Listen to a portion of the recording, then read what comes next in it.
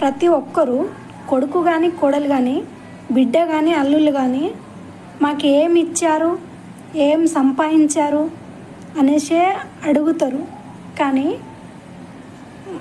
వాళ్ళకు ముసలితనానికి వచ్చినప్పుడు మనం వాళ్ళకు చూసుకోవడానికి వాళ్ళ ఆస్తులు లెక్క పెడతాం, వాళ్ళ డబ్బు లెక్క పెడతాం, వాళ్ళకి అంతస్తులు లెక్క పెడతాం. కానీ మనకు ఆస్తి లేకున్నా అంతస్తు లేకున్నా మనకు పిల్లలు మనకు ఆస్తి అంతస్తులు అనేసి అనుకొని వాళ్ళు జీతం ఉండి ఉప్పు ఉపవాసం ఉండి కారం తిని మంచి లాగి మనకు పెంచి కని పెద్ద చేస్తే మనం ఈ పొజిషన్లో ఉన్నాం.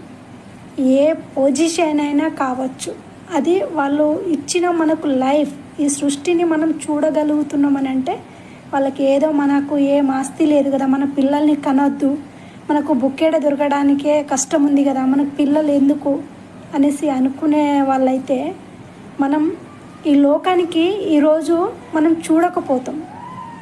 కానీ వాళ్ళు ముసలితనానికి వచ్చేసరికి వాళ్ళు చేసే బిహేవియర్ కానీ వాళ్ళు మాట్లాడే మాటలు కానీ అన్నీ మనకు తప్పులు అనిపిస్తుంది. కానీ మనం చిన్నప్పుడు చేసిన తప్పులు ఒప్పులు అన్నీ భరించుకుంటా నా పిల్లలు అనుకొని సర్వస్వం అనుకొని ముందుకు నడుస్తారు వాళ్ళు. ప్రతి ఒక్కరు మనకి ఎట్లా మనం చిన్నప్పుడు అల్లరి చేసి క్షమిస్తామో వాళ్ళని కూడా ఇప్పుడు అలాగే చూసుకోవాలి. ప్రతి ఒక్కరు గుర్తించుకోవాలి.